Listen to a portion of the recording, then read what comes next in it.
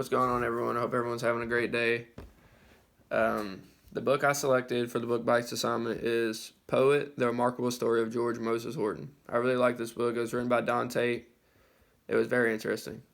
So after researching, I found that the grade level, it gave me an age range instead from 6 to 10. So I selected right in the middle, about 8, almost 9 years old. And so I went with grade level 3. A brief book summary I wrote and came up with was: the book isn't about an enslaved boy with a love for words. His name is George. It is a picture book, so it included a lot of great illustrations as well as a great story that kept me reading and will definitely catch the attention in the elementary classroom. So I'm saying had great flow to it. It was very simple to understand. It had a lot of engaging pictures that we can have class discussion about and all this stuff like that.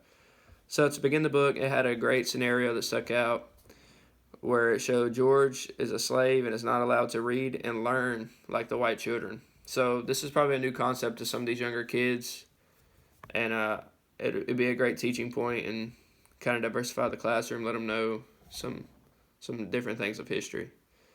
So I wrote, this will show the children that George did not have the same opportunity as the white children, but he did not let it hold him back. So it shows inspiration and all that. George was forced to work countless hours and was not allowed to learn.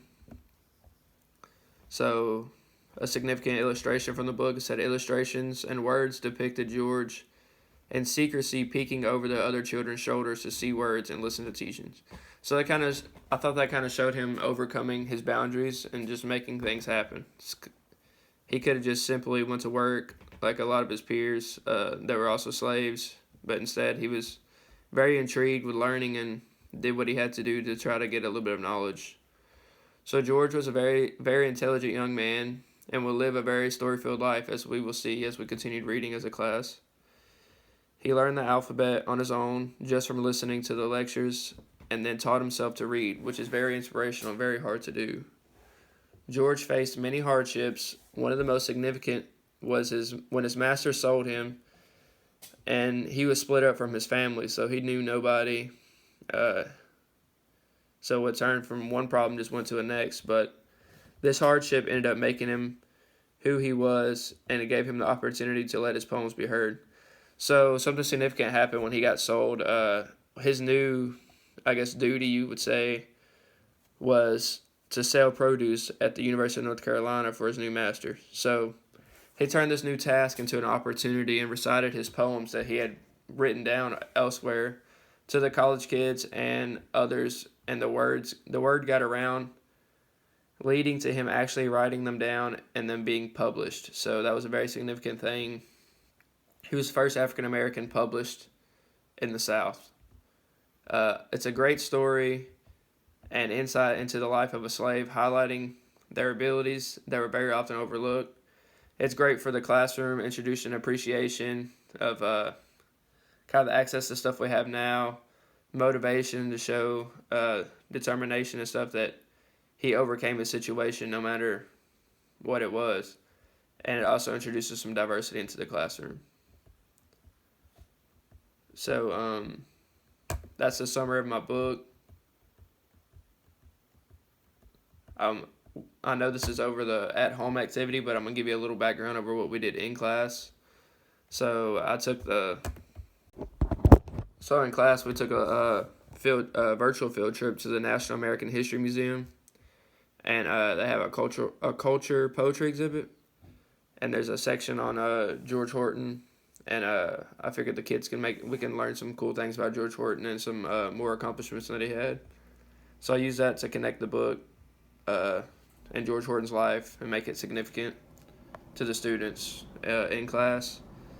And then I had a little assignment in class that I called the Flash assignment. I made it up, but I would label it as a gameplay strategy.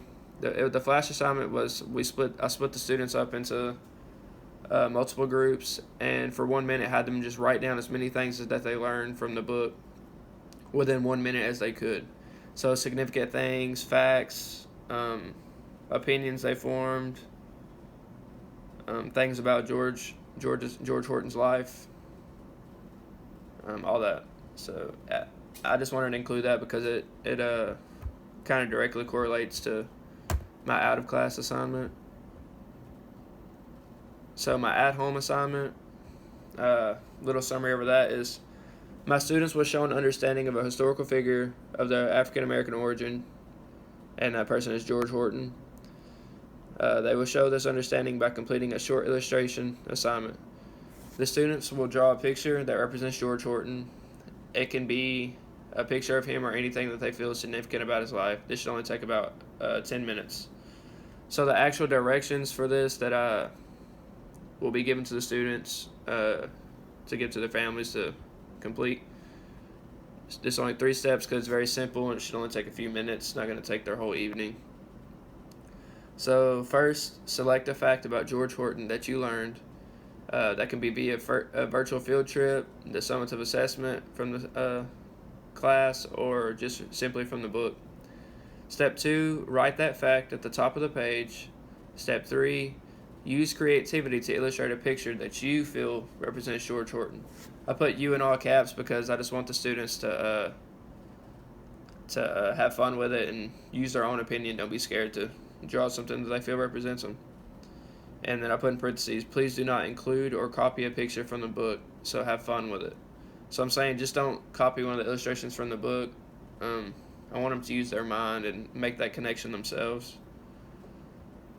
Materials needed, just 3 simple things, just like there's 3 simple steps for the assignment. You just need a paper, a pen or pencil, and colors if you have access to them at home.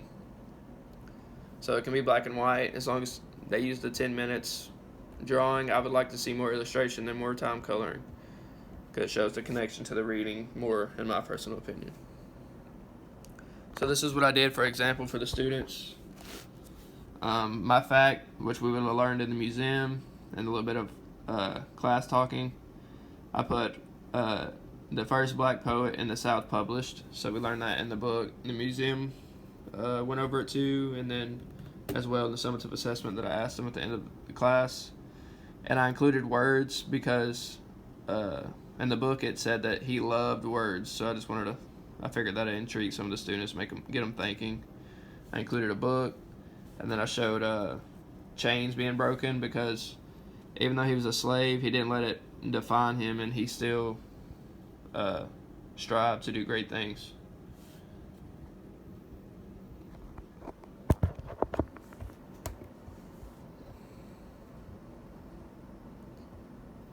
So how you complete it is you just write your fact at the top.